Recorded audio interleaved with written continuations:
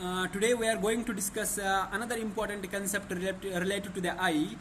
जैसे कि पिछले क्लास में मैंने बोला था कि हमने पिछले क्लास में मियोटिक और मीडियाटिक इफेक्ट देखा कि कैसे मियोटिक मतलब होता है कि साइज ऑफ द पुपिल का डिक्रीज होना और मीडियाटिक इफेक्ट का मतलब होता है साइज ऑफ पुपिल का इंक्रीज होना। कि मैंने आपको बताया कि कैसे आई पे इफेक्ट होता है ड्रग्स का, कौन सा ड्रग मियोटिक इफेक्ट शो करता है, कौन सा ड्रग मीडियाटिक इफेक्ट शो करता है। तो और मियोटिक और मीडियाटिक इफेक्ट के लिए कौन सी मसल रेस्पॉन्सिबल होती है आई के लिए, वो मैंने बताया कि आइरिस मसल होती है रेस्पॉन्सिबल मियोटिक और मीडियाटिक इफेक्ट के लिए। और उसके बाद रह गई थी सीलरी मसल, जो मैं आज पढ़ाने जा रहा हूँ कि इसका कंसेप्ट पढ़ाने जा रहा हूँ कि कैसे इंट्राऑक्यूलर टेंशन। मैंने बोला था सीलरी मसल रेस्पॉन्सिबल होती है इंट्राऑक्यूलर टेंशन की और आइरिस मसल होती है साइज ऑफ द पुपिल का। अब मैं यही दिखाऊंगा कि इंट्राऑक्यूलर टेंशन के लिए कैसे रेस्पॉन्सिबल होती है सीलरी मसल। ठीक है, अब सुनो, सीलरी मसल हम अलग से डिस्कस करेंगे। मैंने आपको बोला था जो आई होती है इसके दो मसल्स होती है, एक होती है आइरिस मसल, एक होती है सीलरी मसल, यही बताया था। और ये बोला मैंने कि ये मसल रेस्पॉन्सिबल होती है मियोटिक इफेक्ट के लिए और मीडियाटिक इफेक्ट के लिए। मतलब ये वाली मसल रेस्पॉन्सिबल होती है आपके साइज ऑफ द पुपिल का, कि size of the pupil increase होगा या size of the pupil decrease होगा, इसके लिए आइरिस मसल होती है। और ये वाली मसल किसके लिए रेस्पॉन्सिबल होती है? इंट्राऑक्यूलर टेंशन के लिए, कि आपके आई में इंक्रीज हुआ है प्रेशर या डिक्रीज हो गया है इंट्राऑक्यूलर टेंशन, उसके लिए रेस्पॉन्सिबल कौन सी मसल होती है? Ciliary muscle. अब सुनो कैसे ये रेस्पॉन्सिबल होती है। अब देखो, इफ अगर इस मसल ने कंट्रैक्ट किया, इफ इट कंट्रैक्ट्स, याद रखना, इफ इट कंट्रैक्ट्स, अगर इस मसल ने क्या किया? कंट्रैक्ट किया, तो उसकी वजह से क्या होगा? इंट्राऑक्यूलर टेंशन बढ़ जाएगा, कम हो जाएगा। याद रखना, जब भी ये मसल कंट्रैक्ट करती है तो जो इंट्राऑक्यूलर टेंशन होता है वो कम हो जाता है, याद रखना। और जब ये मसल रिलैक्स करती है तो इंट्राऑक्यूलर टेंशन बढ़ जाता है। अब मैं आपको यही कंसेप्ट दिखाऊंगा कि कैसे बढ़ जाता है, कैसे कम हो जाता है। पहले मैं बताऊंगा इंट्राऑक्यूलर टेंशन का मतलब क्या होता है, कि आई में प्रेशर बढ़ जाता है। वो क्यों बढ़ जाता है? क्योंकि आई में एक्वस ह्यूमर बढ़ जाता है। ठीक है, इसका मतलब है एक्वस ह्यूमर बढ़ गया है आपके आई में। जब भी आपके आई में एक्वस ह्यूमर बढ़ जाएगा तो इंट्राऑक्यूलर टेंशन बढ़ जाता है। जब भी आपके आई में इंट्राऑक्यूलर टेंशन कम हो जाएगा उसका मतलब है आपके आई में एक्वस ह्यूमर कम हो गया है, इसका मतलब है। तो एक इंपॉर्टेंट पॉइंट निकल रहा है यहाँ पे, जो आपका इंट्राऑक्यूलर टेंशन है, आई में जो इंट्राऑक्यूलर टेंशन होता है उसके लिए कौन सा ह्यूमर रेस्पॉन्सिबल होता है? मसल तो सीलरी मसल होती है। और कौन सा ह्यूमर रेस्पॉन्सिबल होता है? Aqueous humour. हमारे आई में दो टाइप्स ऑफ फ्लूइड्स होते हैं, टू टाइप्स ऑफ फ्लूइड्स हमारे आई में होते हैं। कितने types of fluids? Two types of fluids. शाबाश। एक होता है एक्वस ह्यूमर और एक होता है विट्रस ह्यूमर।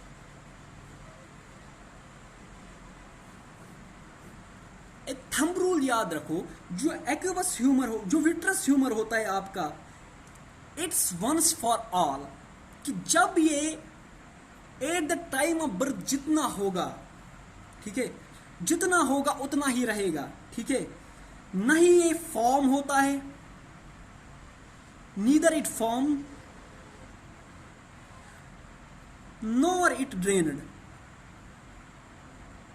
तो बर्थ के टाइम जितना होगा उतना ही रहेगा, नहीं ये ड्रेन हो जाता है नहीं ये फॉर्म हो जाता है, जितना था उतना ही रहेगा। कौन सा ह्यूमर? Vitreous humour. अब जो एक्वस ह्यूमर होता है ये पर डे फॉर्म भी होता है और ड्रेन भी होता है। ठीक है, हर दिन बन भी जाता है और ड्रेन भी हो जाता है।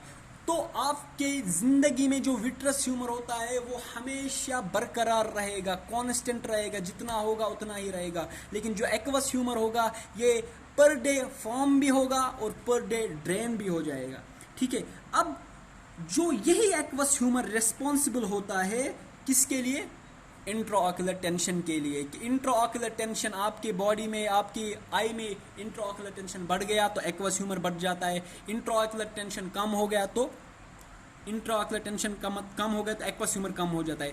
तो अब मैंने क्या बोला कि इंट्राऑक्यूलर टेंशन कब कम हो जाता है, जब ये मसल कंट्रैक्ट करेगी, जब सीलरी मसल कंट्रैक्ट करेगी। अब देखो इसकी कंट्रैक्शन की वजह से इंट्राऑक्यूलर टेंशन कम क्यों होता है वो मैं सिखाऊंगा।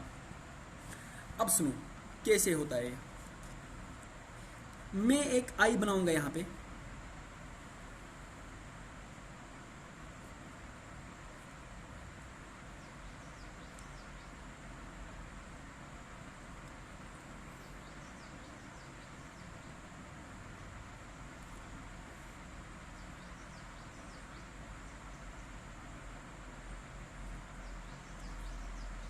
गौर से देखना, ठीक है।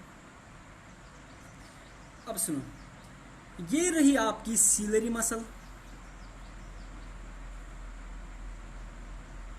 ठीक है। ये रही आपकी आइरिस मसल,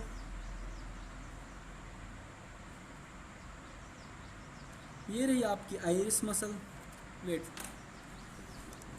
और रही कौन सी मसल, और जो अंदर से है ये वाली, ये रहा आपका पिपल, ये होल जो ये पुपिल है।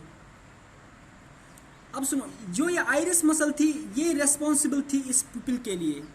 अब ये सीलरी मसल है, ये इंट्राऑक्यूलर टेंशन के लिए रेस्पॉन्सिबल है, ठीक है। ये रहा आपका कॉर्निया, ठीक है, और ये रहा आपका कॉर्निया, और ये रहा आपका एक्वस ह्यूमर, यहाँ पे होता आपका विट्रस ह्यूमर।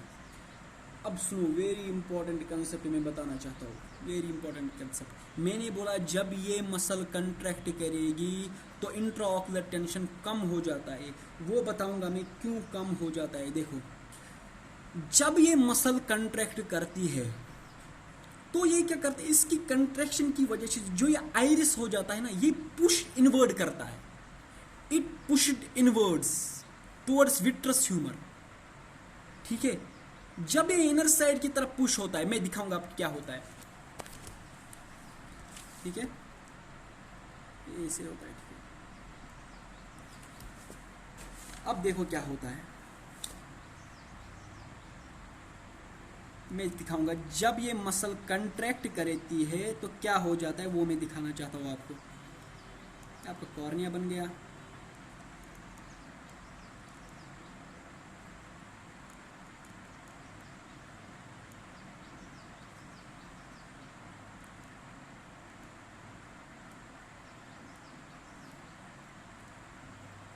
देखो ये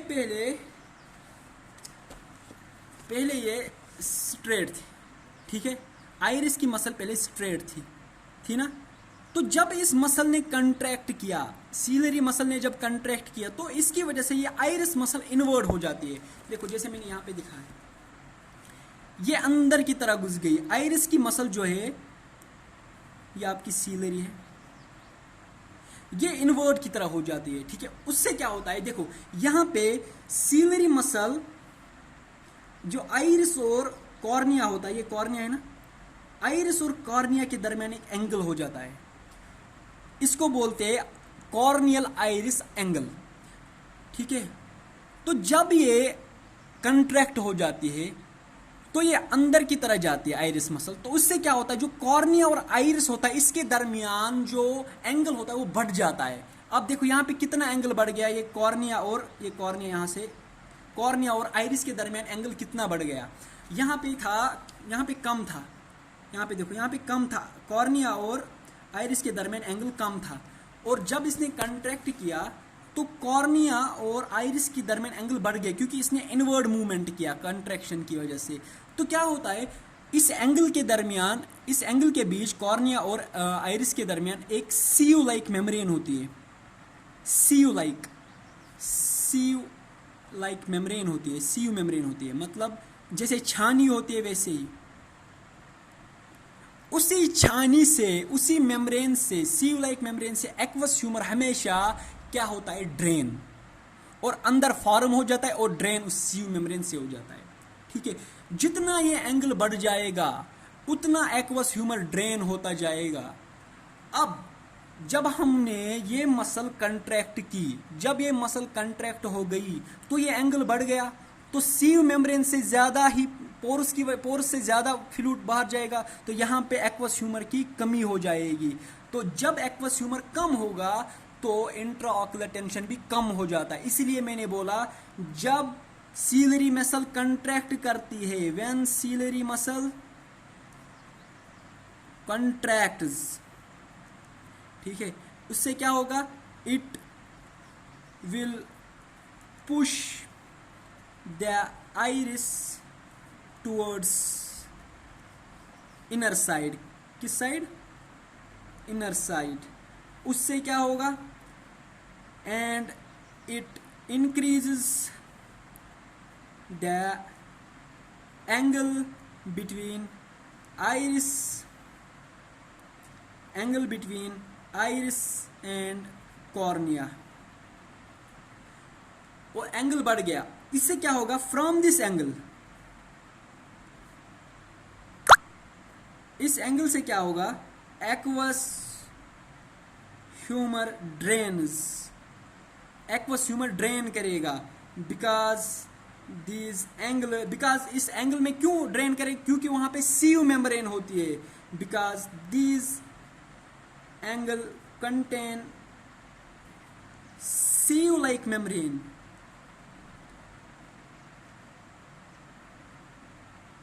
ठीक है, क्या लिखा मैंने बोला जब ये सीलरी मसल कंट्रैक्ट करेगी उसकी वजह से क्या होता है, जो एक कॉर्निया और आइरिस के दरमियान एंगल होता है वो बढ़ जाता है। उस एंगल के दरमियान एक मेम्ब्रेन होती है जो सीव मेम्ब्रेन होती है, तो उस सीव मेम्ब्रेन से ड्रेन होता जा रहा है एक्वस ह्यूमर। तो जब एक्वस ह्यूमर ड्रेन हो जाएगा तो एक्वस ह्यूमर अंदर कम होगा, तो एक्वस ह्यूमर कम होगा तो उससे क्या होगा, इंट्राऑक्युलर टेंशन कम हो जाएगा। तो आपको क्या याद रखना है, जब कंट्रैक्ट होती है सीलरी मसल तो इंट्राऑक्युलर टेंशन कम हो जाता है। ठीक है, ऐसे ही जब ये मसल अब रिलैक्स करेगी, तो ये मसल, ये कॉर्निया और सीलरी मसल, तो ये ऐसे आएगी, तो यहाँ पे दिखाऊंगा, ऐसे आएगी ये मसल रिलैक्स फॉर्म में, अपने फॉर्म में वापस आ जाएगी। तो ये कॉर्निया और इसके दरमियान जो एंगल है वो कम हो जाएगा। जब ये कम हो जाएगा तो सीव मेम्ब्रेन से उतना एक्वस ह्यूमर पास नहीं होगा। जब उतना एक्वस ह्यूमर पास नहीं होगा तो अंदर एक्वस ह्यूमर की कंसंट्रेशन बढ़ जाएगी। जब एक्वस ह्यूमर की कंसंट्रेशन बढ़ जाएगी तो इंट्राऑक्युलर टेंशन बढ़ जाता है। तो आपको क्या याद रखना है, जब सीलरी मसल रिलैक्स हो जाती है तो इंट्राऑक्युलर टेंशन बढ़ जाता है। ठीक है, ये चीजें आपको याद रखनी है। अब हम बोलेंगे जितना एंगल ज्यादा होगा, so more is the angle, more aqueous humour will drain, and smaller is the angle, smaller aqueous humour will drain. ठीक है, ये पॉइंट हम नोट में लिखेंगे। More is the angle between किस किस के दरमियान, cornea and iris, more aqueous humor will drain out, and smaller the angle, small या little small amount of aqueous humor will drain out. ठीक है, now if ciliary muscle contracts they will increase the angle and thus increases the drainage of aqueous humor, therefore decreases the intraocular tension, so they are useful for glaucoma. ठीक है, अब हम drugs की बात करेंगे। कौन से, अब जो ड्रग कंट्रैक्ट करवाएगी सीलरी मसल को वो ड्रग्स हम इंट्राऑक्युलर टेंशन कम करने के लिए देंगे। ठीक है, अब सुनो, drugs which contracts the ciliary muscle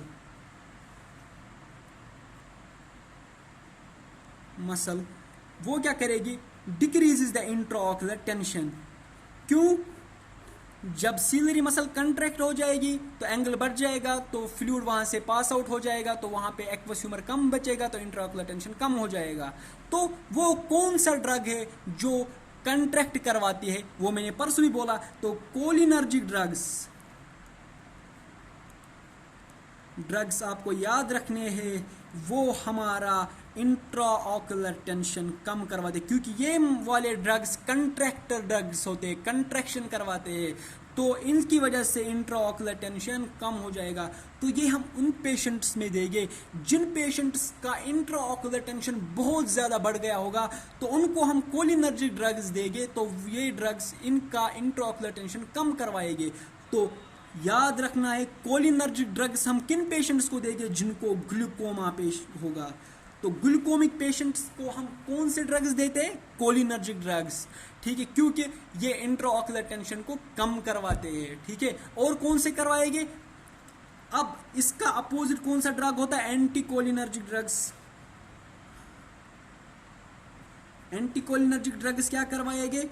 वो इंट्राऑक्यूलर टेंशन को इंक्रीज करवाएंगे। क्यों इंक्रीज करवाए? क्योंकि ये रिलैक्स करवाते हैं हमारे मसल को। जब मसल रिलैक्स करेगी तो जो एंगल होगा वो नहीं बढ़ेगा। जब एंगल नहीं बढ़ेगा तो एक्वस ह्यूमर उतना सीव मेम्ब्रेन से पास नहीं होगा, तो जितना अगर एक्वस ह्यूमर ज़्यादा पास नहीं होगा तो प्रेशर तो अंदर इंट्राऑक्यूलर टेंशन बढ़ जाएगा, क्योंकि एक्वस ह्यूमर की कंसंट्रेशन बढ़ जाएगी।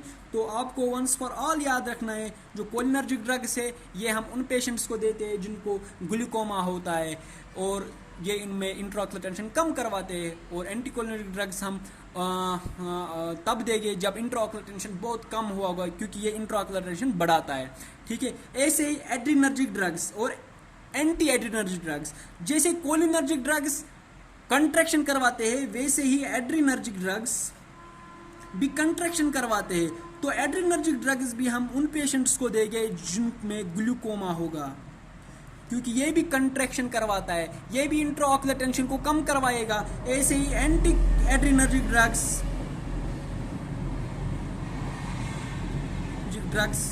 इंट्राऑक्यूलर टेंशन को इंक्रीज करवाएगा, क्योंकि ये वाला जैसे एंटीकोलिनर्जिक रिलैक्स करवाते हैं, ऐसे एंटी एड्रीनर्जिक रिलैक्स करवाते हैं। जैसे मैंने पिछले लेक्चर में भी बोला, कोलिनर्जिक ड्रग्स और एड्रीनर्जिक ड्रग्स ये दोनों कंट्रैक्टर्स होते हैं, ठीक है। तो this all for this lecture, hope आपको समझ आया होगा। Thank you.